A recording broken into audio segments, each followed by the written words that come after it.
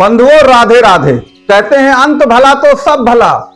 भले ही आपने 7.5 के कारण इन 8 महीनों में 2026 में बहुत सारे कष्ट सहे हैं, लेकिन याद रखिए अंतिम के जो 4 महीने होंगे सितंबर से दिसंबर 2026 तक में वह आपकी काया पलट कर देंगे। और जो आपकी पुरानी कहानी चली आ रही है, दुख की, गरीबी की, कर्ज की, अपमान की, पीड़ा की, उस कहानी को पूरी तरह से खत्म कर देंगे। आपको मालूम है कि जब समुद्र मंथन किया गया था तो शुरू में केवल जहर ही जहर निकला था। तो इन 8 महीनों में केवल आपने समुद्र मंथन किया है जिसमें आपको जहर ही जहर मिला है, लेकिन अब अमृत का प्याला जो है अंतिम के जो 4 महीने हैं उसमें आपको जरूर मिलेगा। तो वो कैसे मिलेगा? याद रखिए अंतिम के 4 महीनों में वह गोचरी परिवर्तन होने वाले हैं जो आपके संपूर्ण लाइफ को, जीवन को बदल देंगे। क्योंकि जो शनिदेव हैं जो आपको सबसे ज्यादा दंडित कर रहे हैं सन की 7.5 के कारण, वह रेवती नक्षत्र को छोड़ करके स्वयं अपने ही नक्षत्र उत्तराभाद्र पद में आने वाले हैं। इसके अलावा गुरुदेव बृहस्पति जो हैं वह कर्क राशि को छोड़ करके सिंह राशि में अक्टूबर में प्रवेश कर जाएंगे। और सबसे बड़ी जो घटना आपके लिए होनी है कि राहु देव कुंभ राशि को छोड़ करके मकर राशि में आएंगे। और आपको मालूम ना कि मकर आपकी कुंडली की 10th भाव की राशि होती है मेष से। तो अब कहा क्या जाता है कि राहु जिसके 10 में, 10 का मतलब मकर में, कि राहु जिसके 10 में दुनिया उसके वश में। तो याद रखिए ये पछताने का समय नहीं है, ये पुरस्कार पाने का समय है। तो आप कैसे पुरस्कार पाएंगे उसी की विस्तृत चर्चा जो है वो हम इस वीडियो में करेंगे। तो आप वीडियो को पूरा देखते बत रहिए।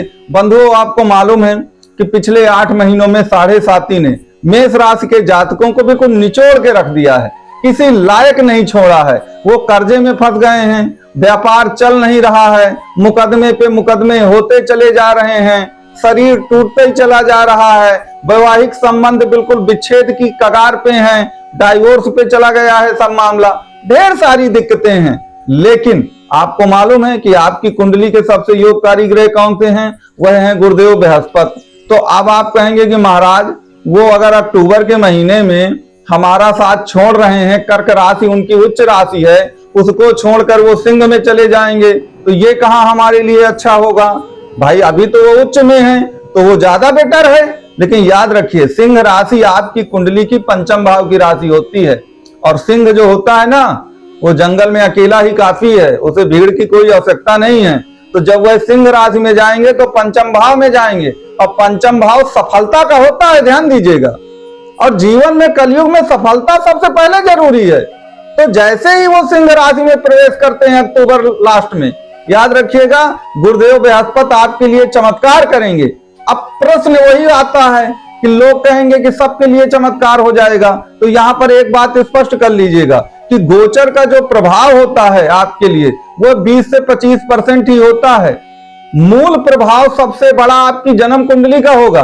अगर आपकी जन्म कुंडली में गुरु की स्थिति अच्छी है और गोचर में भी अच्छी हो रही है तो आपको 100% उसका वो मिलेगा प्रभाव। लेकिन मान लीजिए मूल जन्म कुंडली में गुरु की स्थिति बड़ी खराब है आपकी और गोचर में अच्छा हो रहा है, तो जो हानि आपको हो रही है उस हानि को केवल वो कम कर देगा, कंपनसेट कर देगा। जैसे उदाहरण के लिए मान लीजिए आपकी मूल जन्म कुंडली में गुरुदेव बृहस्पति बहुत खराब हैं, वो नीच के बैठे हैं, 6, 8, 12 में बैठे हैं, कम डिग्रियों में बैठे हैं, राहु तन के साथ बैठे हैं, अच्छे नहीं हैं। तो होगा क्या कि मान लीजिए आपको 100 रुपए का नुकसान लगना है और गोचर में गुरुदेव बृहस्पति अच्छे आ रहे हैं, तो 100 की जगह आपको 75-80 रुपए का ही नुकसान होगा। वह उस नुकसान की को कुछ कम कर देंगे। लेकिन आप सोचे कि वो प्लस में कर दें, तो याद रखिए गोचर कभी प्लस में कुछ नहीं करता ना माइनस में करता। अगर मामला प्लस में है आपकी कुंडली में, जन्म कुंडली में, तो वह उसे और भी ज्यादा प्लस कर देगा। अगर माइनस में है तो उस माइनस को थोड़ा सा घटा देगा अगर गोचर में अच्छा आता है। इस कॉन्सेप्ट को जरूर ध्यान दीजिएगा। लोग इस कॉन्सेप्ट को नहीं ध्यान देते, वो पूरी तरह से गोचर पे निर्भर हो जाते हैं, वह उचित नहीं। आपको ध्यान देना चाहिए कि आपकी जन्म कुंडली ओरिजिनल प्रोडक्ट है और ये जो गोचर होता है ये बाई प्रोडक्ट है। अगर ओरिजिनल प्रोडक्ट खराब हो जाएगा तो बाई प्रोडक्ट कितना बढ़िया बनेगा। वो भी थोड़ा सा अपने दिमाग का भी प्रयोग करिए। तो देखिए गुरु बृहस्पति का जो सिंह राशि में प्रवेश कर रहे हैं वो बुरा नहीं है। मेष के लिए वो बहुत अच्छा है, अन्य राशियों के लिए बुरा हो सकता है, लेकिन मेष के लिए उसमें कोई दिक्कत नहीं है, लेकिन बस आप अपनी मूल जन्म कुंडली को जरूर देखिए। देखिए दूसरा जो बड़ा परिवर्तन हो रहा है अक्टूबर लास्ट में, वो परिवर्तन हो रहा है कि शनि जो हैं अपने ही नक्षत्र में आ रहे हैं। अभी वो रेवती नक्षत्र में चल रहे हैं, और रेवती किसका है? बुध का नक्षत्र। और मेष राशि की कुंडली के लिए बुध अयोगकारी ग्रह हैं, योगकारी नहीं है। तो याद रखिए वो अगर रेवती नक्षत्र में है तो कोई बहुत अच्छा प्रतिफल आपको नहीं दे रहे हैं, लेकिन जैसे ही वो उत्तरा भाद्रपद नक्षत्र अपने ही नक्षत्र में प्रवेश करेंगे, याद रखिएगा वहां से 7.5 का जो दर्द है ना वो कम होता चला जाएगा और वहां से आपको राहत मिलेगी। बस अब टर्म एवं कंडीशन यही है कि आपकी मूल जन्म कुंडली में शनिदेव की परिस्थिति क्या है। अगर वहां पर उनकी स्थिति अच्छी है तो याद रखिएगा ये 7.5 का जो दंश आप झेल रहे हैं उसमें बहुत ज्यादा कमी आ जाएगी, आपको बहुत बड़ा रिलीफ मिलेगा। जैसे कहते हैं ना डूबते को तिनके का सहारा ही बहुत, तो याद रखिए वही स्थिति है आपकी।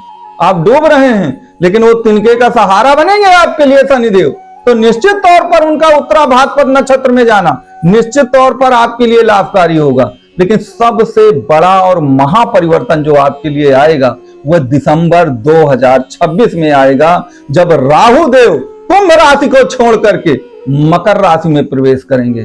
बहुत सारे लोग कहेंगे कि सब लोग तो आगे आगे चलते हैं, ये पिछली राशि में राहु क्यों जा रहा है? तो याद रखिए राहु हमेशा बकरी रहते हैं, इसलिए वो पीछे की ओर चलते हैं, इसलिए वो कुंभ से मकर की ओर जाएंगे।